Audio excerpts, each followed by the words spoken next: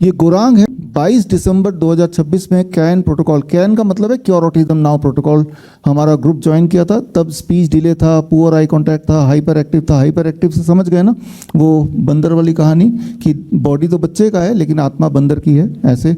Poor social interaction था, do not follow the commands, poor understanding, ये तो तब थी। और उसके बाद जब कैन प्रोटोकॉल फॉलो करने के बाद स्पीच में 60% इंप्रूवमेंट, आई कांटेक्ट में 60% इंप्रूवमेंट, हाइपर एक्टिविटी में इंप्रूवमेंट, इन सारे में काफ़ी इंप्रूवमेंट आ गया कुछ ही दिनों में। और उस बच्चे ने भी, उसके पेरेंट्स ने भी लगभग यही प्रोटोकॉल फॉलो किया। आप देखेंगे DIP डाइट 80% फॉलो कर पाए और नीम थेरेपी 80% फॉलो कर पाए, प्रोबायोटिक ड्रिंक लगभग रोज़ ही फॉलो कर पाए। तो 100% ना भी फॉलो करने के बाद भी काफ़ी इंप्रूवमेंट हुआ।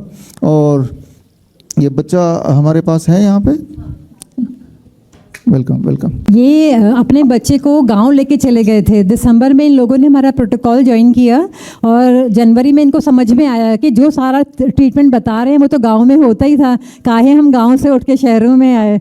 तो ये तब से अपने बच्चे को गांव लेके चले गए और इनके बच्चे की भी स्पीच वापस आ गई है। और 90% कितना, अब ये खुद ही बताएंगे बच्चे में कितना इम्प्रूवमेंट है। नमस्ते। मेरा बेबी बाय बर्थ बिल्कुल नॉर्मल था, हेल्दी था, इसमें कोई प्रॉब्लम नहीं थी। 1.5 साल तक ये बहुत हेल्दी था, बहुत अच्छा था। टाइम से चलना, टाइम से बोलना, मम्मा पापा, इसे मैं कुछ बोलती थी जैसे सोमी और टांग, तो ये टांग दिखाता था, सब कुछ करता था, बिल्कुल नॉर्मल था।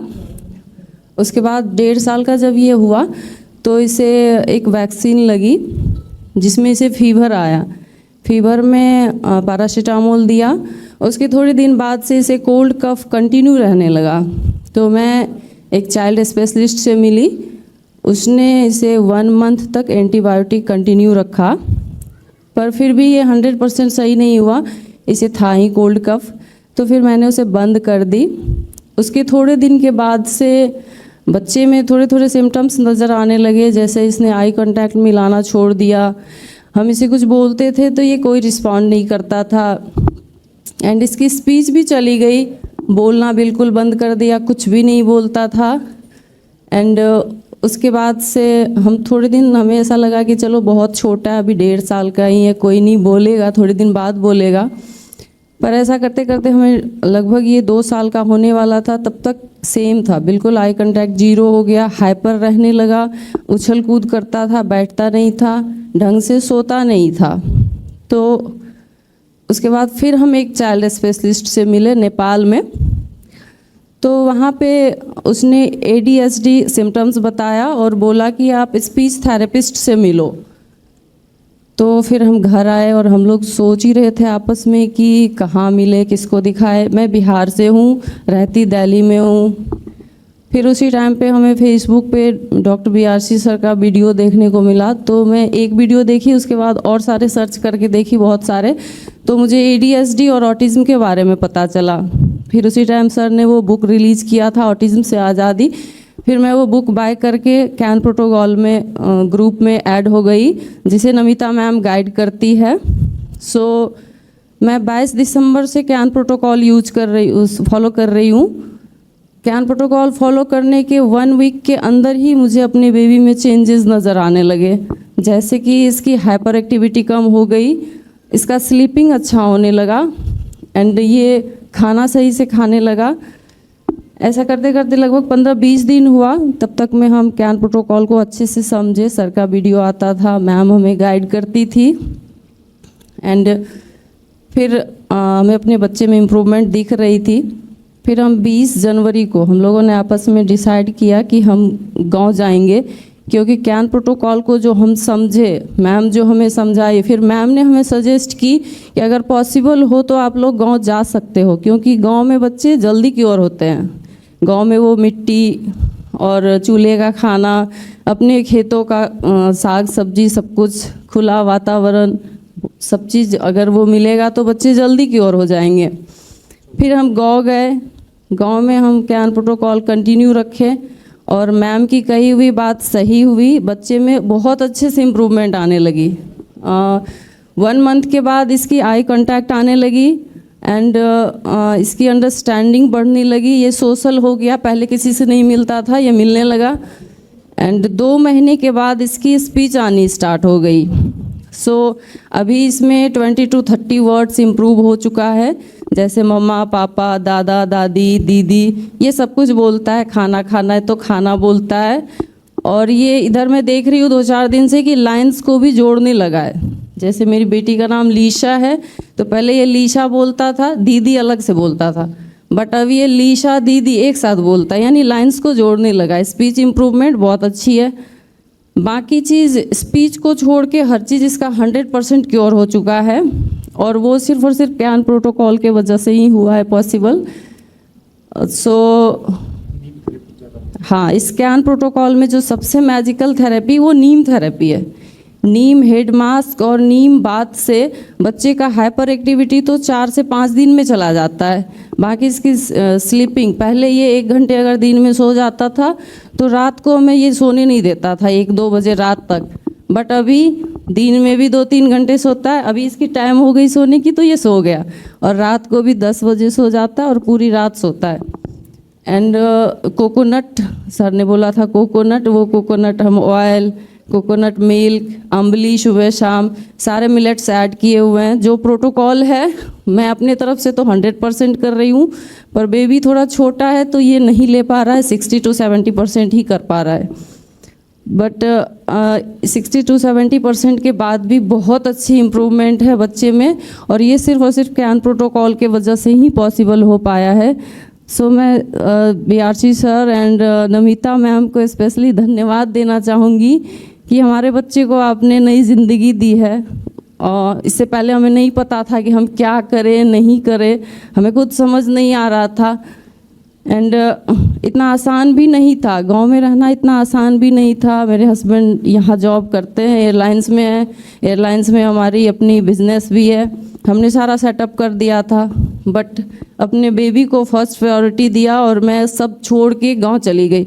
और इस साल मैं गांव में ही रहूंगी। हमने आपस में डिसीजन लिया कि हमें इस साल गांव में ही रहना है जब तक बच्चे की स्पीच पूरी तरह ठीक नहीं हो जाए। कैन प्रोटोकॉल के बारे में यही कहना चाहूँगी, जितनी भी ADHD और ऑटिज़म के पेरेंट्स हैं सबको मैं यही कहूँगी कि प्लीज़ आप लोग कैन प्रोटोकॉल पे ट्रस्ट करिए, क्योंकि इसके अलावा हमारे पास और कोई दूसरा ऑप्शन भी नहीं है। एलोपैथिक में कोई इलाज नहीं है, सिर्फ हमारा मनी और टाइमिंग का बर्बादी है और कुछ नहीं है। थेरेपी होने के बाद फिर भी लोग थेरेपी करवाते हैं, बट थेरेपी करवाने के बाद फिर से वो स्टार्ट हो जाती है जैसे ही थेरेपी ख़त्म हुई। तो यही मैं कहना चाहूँगा कि कैन प्रोटोकॉल बेस्ट है ADHD और ये ऑटिज़म वाले बच्चों के लिए। तो जितने भी माता पिता जो भी हैं वो सब इसको, इस प्रोटोकॉल को वो करें, फॉलो करें, और बच्चों में इतनी तेज़ी से वो आएगी चेंजिंग, इम्प्रूवमेंट कि आप बिलीव नहीं कर पाओगे, बहुत तेज़ी से। मैं तो दूर रहता हूँ, दिल्ली, वाइफ है मेरी तो ये गांव में रह रही है। मैं 3 महीने के बाद देख रहा हूँ इस बच्चे को, काफ़ी ज़्यादा इम्प्रूवमेंट है। जो डेली बेसिस पे देखेंगे उसको हो सकता है थोड़ी सी कम परसेंटेज लगे, बट काफ़ी ज़्यादा इम्प्रूवमेंट है। पहले एक बार बोलता था तो ये आता नहीं था मेरे पास, अब फ़ोन पे ये मेरे से 10-10 मिनट तक बात करता है वीडियो कॉल पे। तो काफ़ी चेंजिंग है, इसको कह सकते हैं। पहले 10 बार बुलाने पे भी ये नहीं आता, सुनता ही नहीं था, सुनता ही नहीं था, हमारी तरफ देखता भी नहीं था। बट अब ये एक बार में आ रहा है, एक बार में आ रहा है बुलाने पे। कहीं भी रहता है बुलाऊं आ जाता है, कहीं जा रहा है मैं बोलूँ नहीं जाओ यहाँ बैठो तो ये एक बार में बैठ जाता है। कुछ उठा रहा है बोलूँ टूट जाएगा मत उठाओ तो वो रख देता है। मतलब इसकी, और सोशल भी हो गया है, जो भी आते हैं उससे ये तुरंत घुल मिल जाता है, उसके साथ खेलने लगता है। और इस टाइप की प्रॉब्लम 4-5 साल पहले सुनने को, मतलब हम लोगों को सुनने को कभी मिला नहीं था किसी के बारे में भी। लेकिन अभी जब से मेरे बच्चे को ये हुआ तब से काफ़ी लोगों में देखने को मिल रहा है, काफ़ी लोगों के बच्चे में। तो सबको मैं यही सजेस्ट करना चाहता हूँ, कैन प्रोटोकॉल बहुत बेस्ट है सबके, सब बच्चे के लिए इस टाइप के। और एलोपैथिक में आप कराओ लेकिन कोई ख़ास रिजल्ट नहीं है, इसीलिए मैंने फॉलो नहीं किया। हर जगह से हमें यही वो मिला। हमारे खुद के रिलेटिव हैं अभी भी, वो स्पीच थेरेपिस्ट है, ऑक्यूपेशनल थेरेपिस्ट है, उसने भी इनको वो किया, उनसे भी मैं बात करी, उनसे जानना चाही तो वो बोली कि देखो हम थेरेपी तो कर रहे हैं, बाकी सारा चीज़ तुम्हें खुद ही करना होगा, घर में ही करना होगा। कराया नहीं। हाँ, बट बच्चे की इतनी एज नहीं थी, तो हम लोग ये सोचते थे कि चलो थोड़े टाइम बाद ये सही हो जाएगा, लेकिन उसी से हमें इतनी इम्प्रूवमेंट मिली कि पर हमारे बच्चे के दुर्भाग्य थे कि इस ट्रैप में फंसे, पर हमारे बच्चे के सौभाग्य भी हैं कि सही टाइम पे हमें सर की गाइडेंस और मैम मिल गए, जो हमारे बच्चे समय रहते बिल्कुल इस ट्रैप से निकल गए हैं। अब हमें कोई टेंशन नहीं है, और कैन प्रोटोकॉल के साथ भी हम बिल्कुल कंफर्टेबल है। स्टार्टिंग में थोड़े टाइम दिक्कत आई थी सब कुछ करने में, पर अब कोई दिक्कत नहीं है, बिल्कुल ईजी वे में सब कुछ कर रही हूँ। और उसके साथ साथ हम भी स्वस्थ हो गए। मेरे घुटने में दर्द थी, तो नीम प्रोटोकॉल और सर की डीएपी डाइट से मैं भी सही हो गई, मुझे अब कोई पेन नहीं होता। हस्बैंड को बीपी था, ये 2 साल से बीपी की टैबलेट ले रहे थे। सर के डीएपी डाइट से इनका बीपी का टैबलेट भी छूट गया। इनका शुगर बढ़ गया था, वो शुगर तो 1 मंथ में ही इन्होंने 2 टेस्ट कराया, दोनों नॉर्मल आया। पहले टेस्ट में काफ़ी हाई था, सर का प्रोटोकॉल 15 दिन करने के बाद फिर टेस्ट किया तो थोड़ा कम हुआ, फिर 15 दिन करने के बाद टेस्ट किया तो नॉर्मल से भी नीचे आ गया था। सो डीएपी डाइट और ये कैन प्रोटोकॉल, ये दोनों बेस्ट है। कैन प्रोटोकॉल में बस सुबह बच्चे जगते थे तो मैं नीम देती थी, नीम पी लेता था, आसानी से पी लेता है, कोई परेशानी नहीं होती है। एंड उसके बाद कोकोनट ऑयल पिलाती थी, फिर अम्बली जो रात को बनाती थी फर्मेंट के लिए, वो अम्बली खाता था ये। फिर उसके बाद फ्रूट्स लेता था 12 बजे तक। उसके बाद ये सैलड एंड जो प्लेट 2 में इसका खाना होता था मिलेट्स का ही, वो लेता है। फिर बीच में इसे भूख लगती थी तो मैं ड्रिंक दे देती थी, जैसे कोकोनट मिल्क का या फिर कोई जूस इस टाइप का कुछ। फिर रात को ये 8 बजे से पहले 7 बजे के आसपास फ्रूट्स या वेजिटेबल्स और जो इसका मिलेट्स था वो ले लेता था, अम्बली। बस यही चीज़ फॉलो किया है। सिंपल है, आसान है, कोई दिक्कत नहीं होगा। अगर पॉसिबल है तो आप गांव जा सकते हैं, बट जिसको गांव में नहीं है सुविधा तो वो अगर थोड़ा सा टाइम अपने बच्चे को दे तो शहर में भी कर सकते हैं, कोई दिक्कत नहीं होगी, कोई परेशानी नहीं होगी। हाँ, कर सकते हैं। इसमें कोई इसमें बिना कोई भी मतलब दवाई नहीं खानी है बच्चे को, और सिर्फ प्रोटोकॉल से ही और सिर्फ जो खाना खा रहे हैं उस खाने से ही इतना क्योर हो रहा है, ये अनबिलीवेबल है। ये तो मैजिक ही है ना कि कोई मेडिसिन हम यूज़ नहीं कर रहे हैं। सर जो नेचुरोपैथी, जो नेचुरल चीज़ बता रहे हैं वो हम अपने घर से ही अपने बच्चे को ठीक कर रहे हैं। इससे बेस्ट और क्या हो सकता है हमारे लिए? कुछ भी नहीं हो सकता। और बाय बर्थ जब ये नहीं था तो मुझे लग रहा है कि वैक्सीन की वजह से ही हुआ ना, वैक्सीन की वजह से मुझे लग रहा है। एक नॉर्मल बेबी अनहेल्दी हो गया, स्पीच डिले हो गया, इसके अंदर में इतनी सारी प्रॉब्लम हो गई। उससे पहले कुछ नहीं हुआ था, ना कोई एक्सीडेंट ना कुछ, ऐसा कुछ भी नहीं। सिर्फ वो वैक्सीन लगी, एंटीबायोटिक्स चला और उसके बाद में बेबी में प्रॉब्लम स्टार्ट। बट अभी हम बहुत हैप्पी हैं, खुश हैं, हमारे फैमिली में अब कोई टेंशन नहीं है। बच्चा हमारा स्पीच को छोड़ के हर चीज़ इसका 100% क्योर हो चुका है, कोई दिक्कत नहीं है। बस मैं कैन प्रोटोकॉल फॉलो कर रही हूँ, आगे भी कंटिन्यू रखूँगी और पूरे फैमिली मेरे हेल्दी रहेंगे। बच्चा भी बहुत जल्द और अच्छे से बोलने लगेगा। सो मैं सर को और मैम को बहुत बहुत धन्यवाद, दिल से धन्यवाद देना चाहूँगी। Thank you so much ma'am and sir. और एक ये फ़ोटो और है, इसमें आप देखिए कि बच्चे के यहाँ पर बॉयल था। तो ऐसे बच्चों की बॉडी पे बहुत सारे बॉयल्स हो जाते हैं क्योंकि इनके शरीर में बहुत गर्मी होती है। आप साइड होंगे थोड़ा तो, मगर मैंने इनको यही बोला कि आप घबराइए मत, आप बस हमारे प्रोटोकॉल पे फोकस करिए। तो किसी बच्चे को एस्थमा होता है, किसी को बॉल्ड हेड होता है, कुछ भी कोई भी प्रॉब्लम होती है, कैन प्रोटोकॉल से वो 1 महीने के अंदर अंदर ठीक हो जाती है।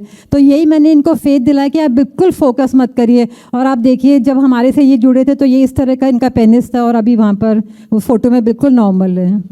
आप आए और बाकी सारे पेरेंट्स के लिए इंस्पिरेशन बने, एक बिलीफ के लिए एग्जाम्पल बने, ये बहुत बड़ी बात है।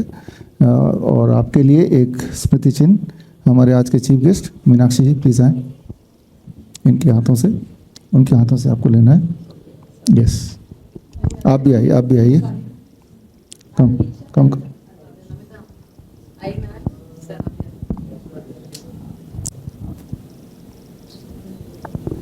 थैंक यू, धन्यवाद, थैंक यू। बड़ी से बड़ी बीमारी का आसान से आसान इलाज घर बैठे ही हो सकता है। अधिक जानकारी के लिए कांटेक्ट करें नियरेस्ट drbrc clinic@home।